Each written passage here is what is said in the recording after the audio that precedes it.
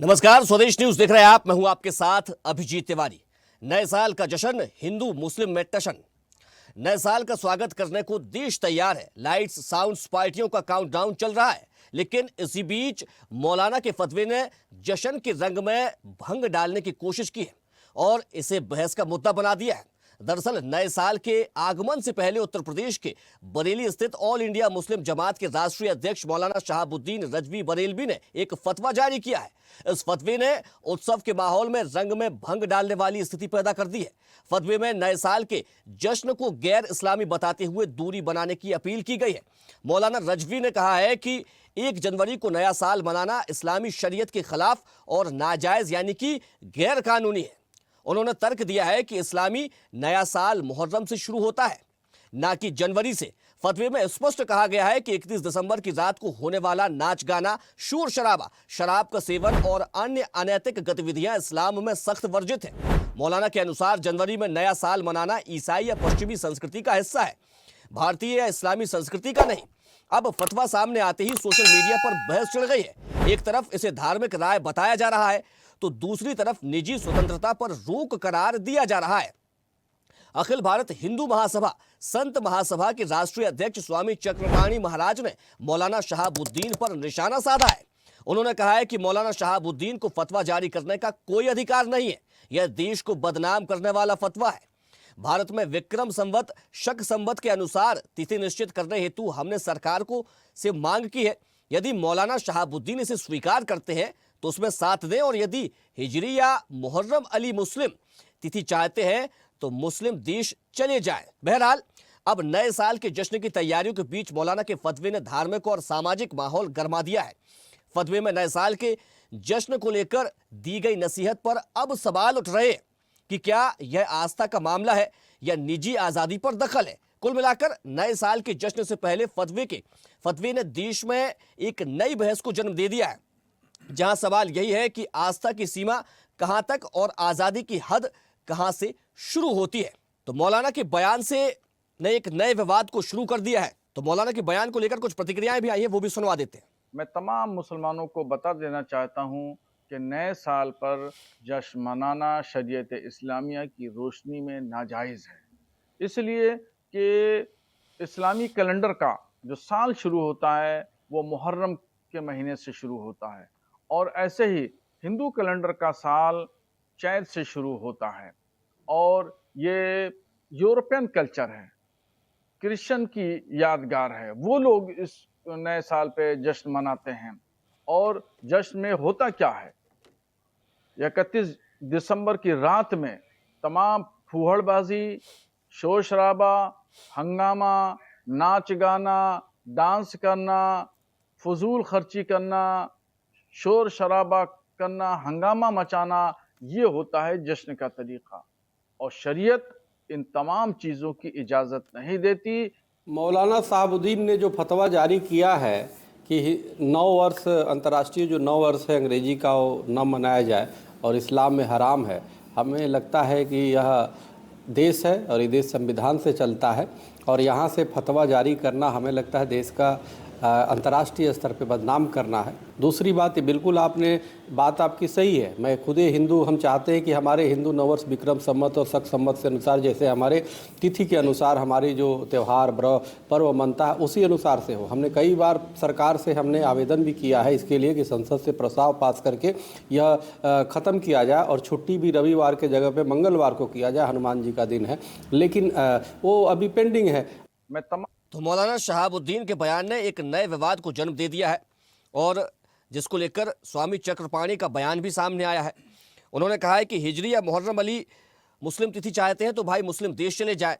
आज इसी मुद्दे पर करेंगे चर्चा, लेकिन उससे पहले परिचय करवा देते हैं अपने मेहमानों से। हमारे साथ प्रदेश अध्यक्ष अखिल भारतीय संत समिति महंत स्वामी अनिलानंद महाराज जी जुड़ गए, आपका बहुत स्वागत है।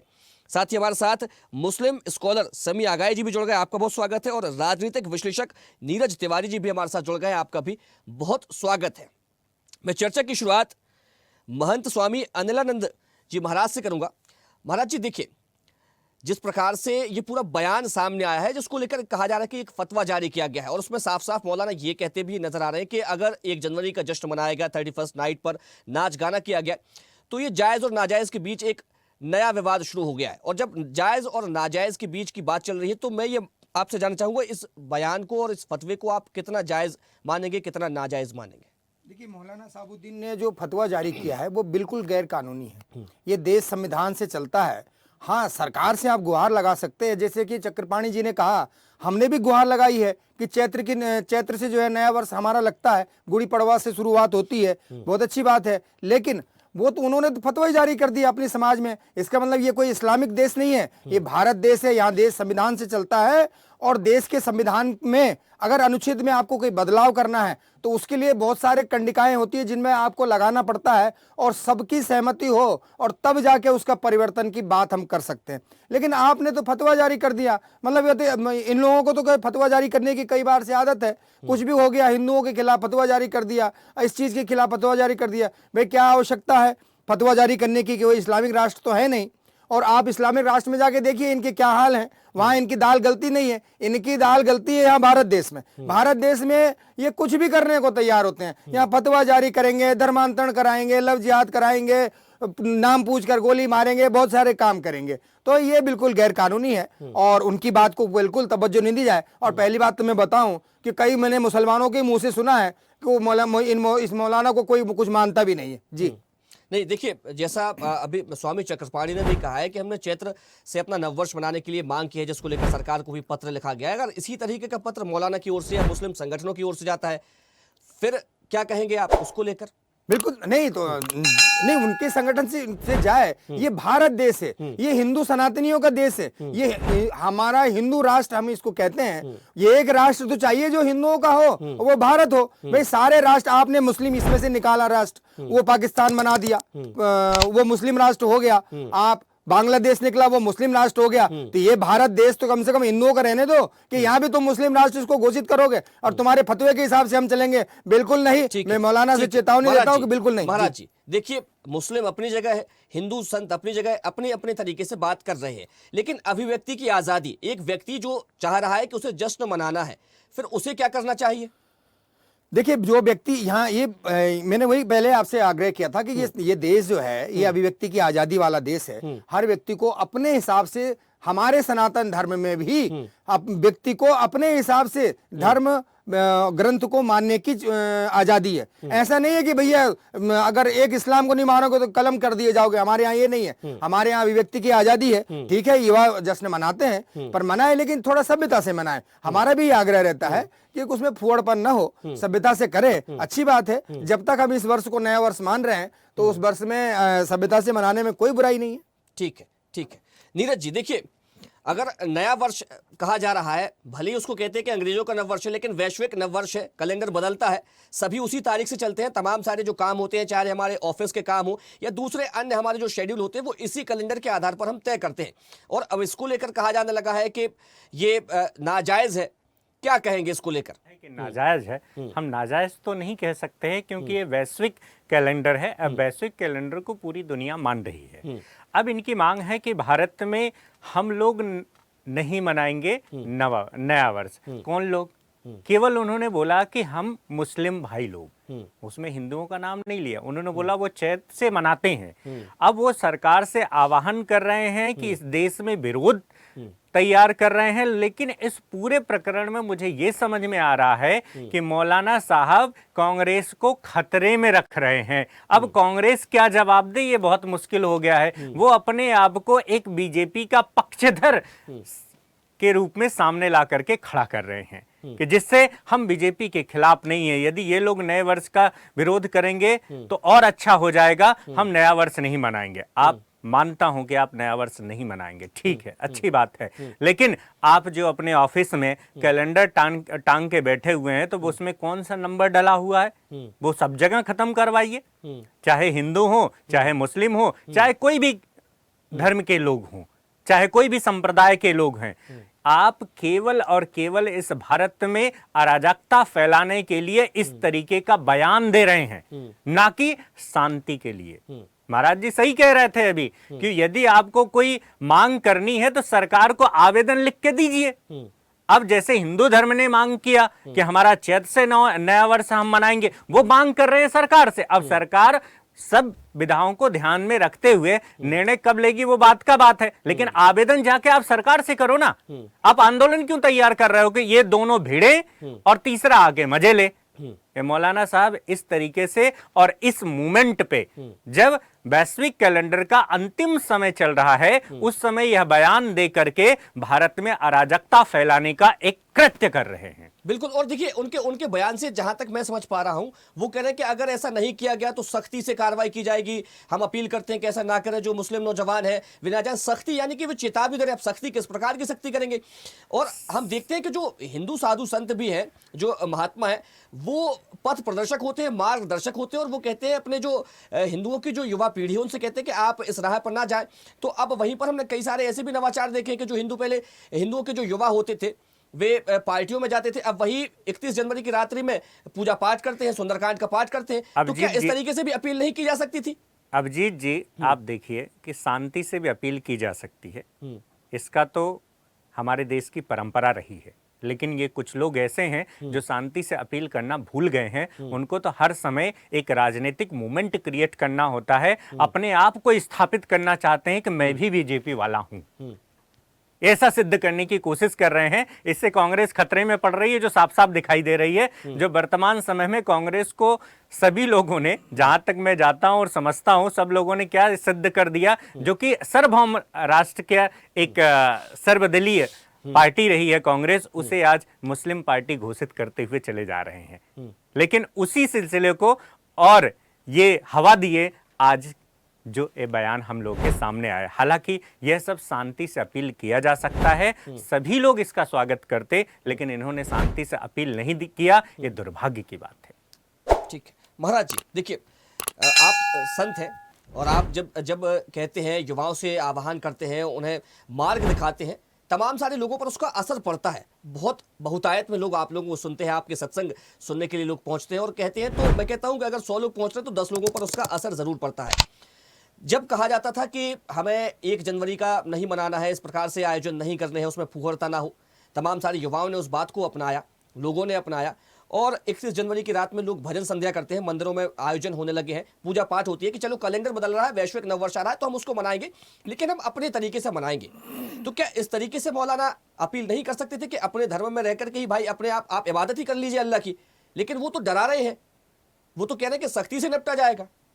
क्या कहेंगे भाई? वो धर्म जो बना है, जो पंथ बना है, वो डर का ही पंथ बना है, डर के ही लोग वहां पंथ में बने हुए हैं। मैं तो ये कहना चाहूंगा। दूसरी बात ये कि हमारे पास, मेरे पर्सनल के पास 31 दिसंबर के दिन के कम से कम 9 कार्यक्रम हैं, जो कि कुछ सुंदरकांड के हैं, कुछ भजन संध्या के हैं, और वो सारे युवाओं के द्वारा गठित कार्यक्रम है। मैं आपको सूची अभी मोबाइल में बता सकता हूँ कि 9 कार्यक्रम है मेरे पास, और जिस दिन मुझे वहां कार्यक्रमों में सम्मिलित होना है रात को 2:30 बजे तक।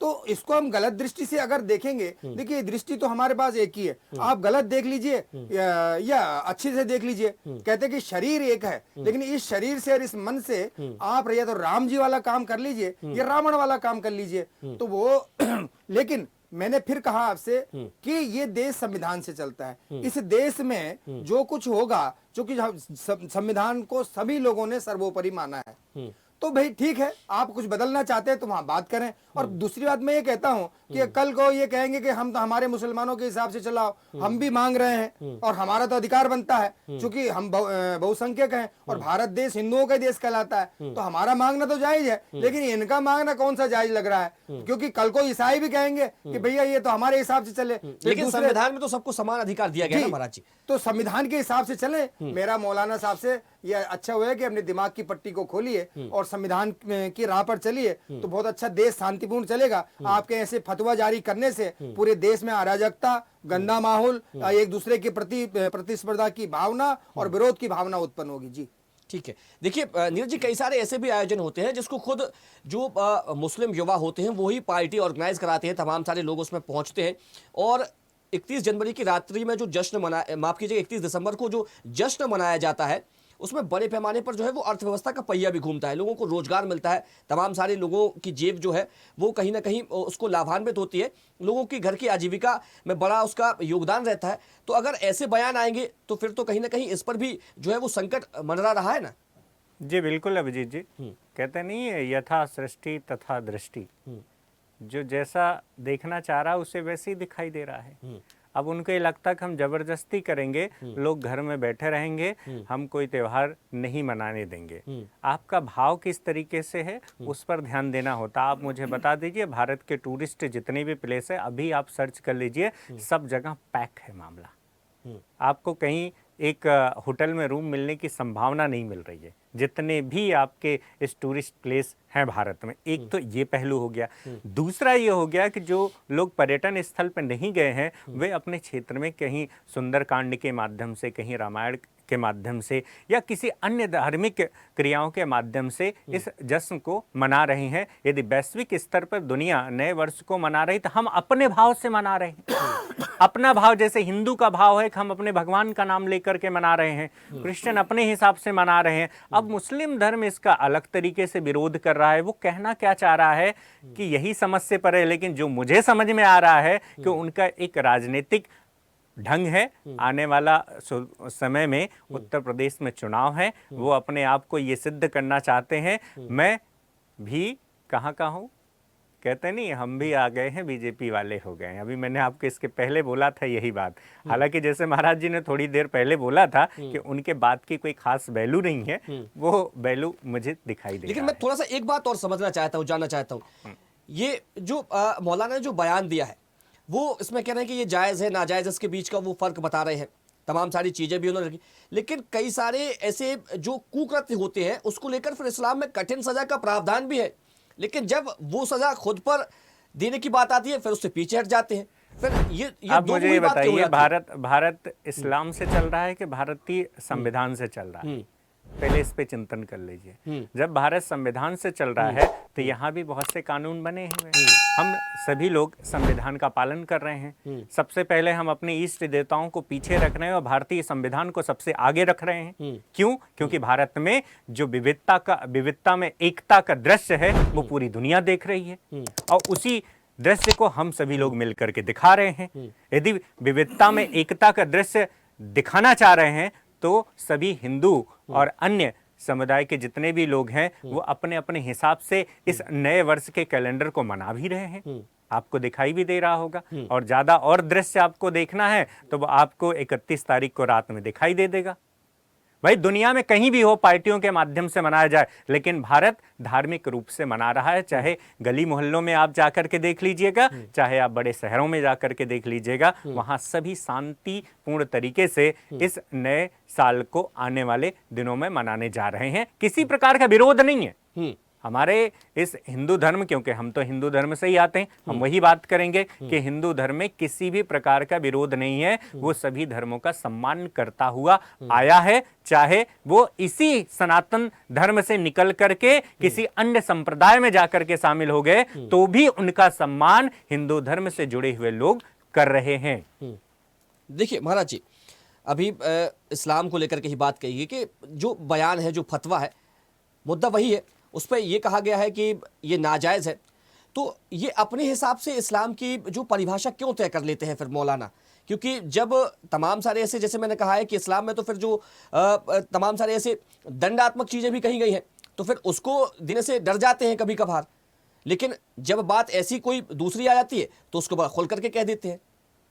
बिल्कुल सही बात कही आपने। क्योंकि ये मौलाना जितने भी हैं ये हंस बनने की कोशिश करते हैं। हंस ये होता है कि जब दूध और पानी को मिला दीजिए तो हंस जो है वो दूध पी लेता है और पानी को छोड़ देता है, लेकिन ये हंस के ये कौवा भी नहीं बन सकते। क्योंकि क्या है कि इन लोगों ने एक ऐसी अराजकता फैला रखी है जब से ये इस्लाम भारत में आया, जिन लोगों ने इस्लाम की स्थापना करी, और ये आदमियों ने करी, ये कोई भगवान नहीं आया करने के लिए इसको, तो ऐसी अराजकता फैलाते हैं जाके जहां थोड़ी सी संख्या ज्यादा हो गई वहां इनको अपना राज चाहिए। आप किसी में, मैं नहीं कह रहा हूं, आप किसी भी गली मोहल्ले में जाकर देखिए कि जहां इनकी बस्ती होगी उस रोड से आप निकल नहीं सकते, पूरे मकान को छोड़कर पूरे रोड पे इनका कब्जा रहता है। तो इनका इस प्रकार से अधिग्रहण करने का ये कार्यक्रम जो है इनको सिखाया जाता है। इनके मदरसों में सभी जगह यही सिखाया जाता है कि आपको जो चीज है उसको अधिग्रहण किस प्रकार से करिए। मैं ये पूछना चाहता हूं कि आज भारत देश में इतनी सुविधाएं हैं, 90% सुविधाएं जो है इस्लाम से संबंधित लोग लेते हैं। आपको जो हॉस्पिटल की हो,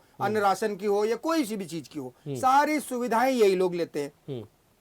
उसके बाद आज भारत देश की जिंदाबाद करने की अगर कोई बात आती है तो ये सीरिया जिंदाबाद कह देते हैं या इस्लाम जिंदाबाद कहेंगे, लेकिन भारत माता जिंदाबाद, भारत माता की जय नहीं कहेंगे। तो ये क्या, कौन से देश में रह रहे हैं आप? जिस देश के खा रहे हो उसकी जय करने में आपको परेशानी आती है। आप अपना फतवा जारी करना चाहते हो, और ये फतवा कोई नया नहीं है। आपने, आपके जैसे मौलानाओं ने कई बार ऐसे फतवे जारी किए कि ये इनके खिलाफ ये कार्रवाई होगी, और उनके लोग जो कट्टरपंथी लोग हैं वो इकट्ठा होकर उस चीज का अनुपालन भी करते हैं। तो ये चीज तो भारत देश में लागू नहीं होगी कि इस प्रकार से जोर जबरदस्ती का कोई कार्यक्रम ये लोग करना चाहें और भारत देश की सरकार या संविधान इनको इजाजत दे, तो ये बिल्कुल नहीं देंगे। जी नीरज जी, इस्लाम में कहा गया है ला इकराह फिद्दीन, यानी कि किसी को आप जबरन रोक टोक नहीं सकते हैं।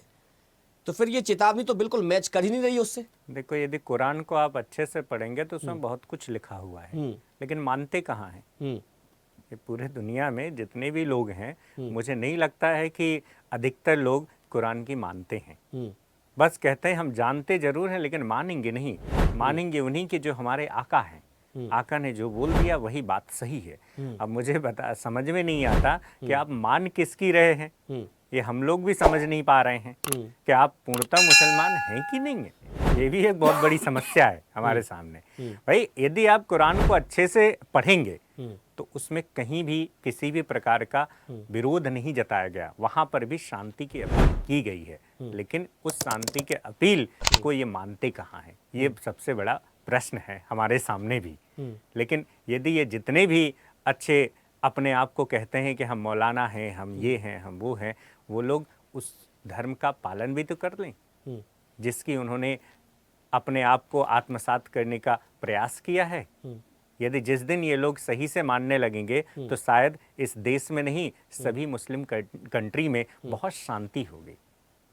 स्वामी जी, कितना सहमत है आप नीरज जी से? नीरज जी ने बहुत अच्छी बात कही सटीक रूप से कि वास्तविकता यही है कि ये लोग अगर इस्लाम, मतलब अगर इनके जो कुरान शरीफ है अगर उसको पढ़े अच्छे से और उसका अनुपालन करें तो वास्तविक बात है कि पूरे विश्व में शांति हो जाएगी। क्योंकि अशांति तो इन्हीं के कारण से। मैं आपको एक उदाहरण देता हूँ कि मैं एक दूध बेचने वाला है, वो गली गली दूध बेचने जाता है और चिल्ला चिल्ला के बेचता है कि भैया 50 रुपए लीटर ले लो। और फिर भी, जबकि सबको पता है कि डॉक्टर भी लिखता है कि दूध जो है शरीर के लिए पौष्टिक आहार है। दूध पी, अगर व्यक्ति दूध पी ले तो उसको भोजन की भी आवश्यकता नहीं है, लेकिन उसके बाद भी अच्छा ही है उस दूध में, इसलिए उसको गली गली बेचना पड़ रहा है।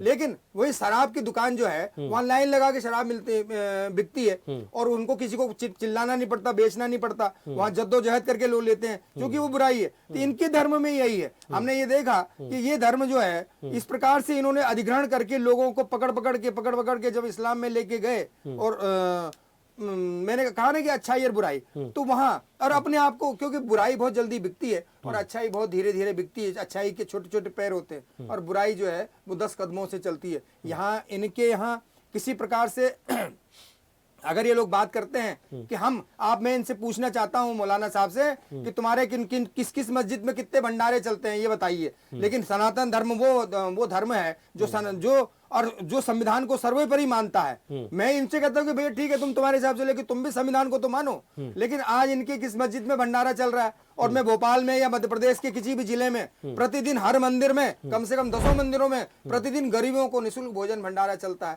इनके यहाँ धर्म कर्म की कोई बात नहीं होती है, किसी सेवा की कोई बात नहीं होती। वहाँ कट्टरपंथिता की बात होती है। अपने कट्टरपंथिता से इस्लाम को मुखौटा बना के और अपना अधिकार कैसे छीन लिया जाए, उनके यहाँ ये साबित करने की होड़ लगी रहती है। ठीक है, देखिए समय हो गया, इस चर्चा को यही विराम देना पड़ेगा। हमारे साथ जुड़ने के लिए नीरज तिवारी जी आपका बहुत शुक्रिया, और महंत स्वामी अनिलानंद महाराज जी आपका भी बहुत धन्यवाद। तो मौलाना शहाबुद्दीन एक फतवा जारी करते हैं जिसमें कहते हैं, बाकायदा चेतावनी देते हैं कि 31 दिसंबर का जो जश्न है, यानी कि नए साल के आने को लेकर जो जश्न मनाया जाएगा, उसको मुस्लिम कौम जो है वो बिल्कुल ना मनाए, वरना इससे सख्ती से निपटा जाएगा। अब कानून हाथ में लेने वाली बात उन्होंने कह दी है। अब देखना होगा कि इसके बाद प्रशासन की ओर से क्या प्रतिक्रिया आती है और क्या उनके फतवे पर कार्रवाई की जाती है। फिलहाल चर्चा में इतना ही। देखते रहिए स्वदेश न्यूज, सबसे पहले देश। और ऐसी ताजा खबरों के लिए लाइक, फॉलो और यूट्यूब पर सब्सक्राइब कर बेल आइकन जरूर दबाइए, और हर अपडेट के लिए विजिट कीजिए swedeshlive.com।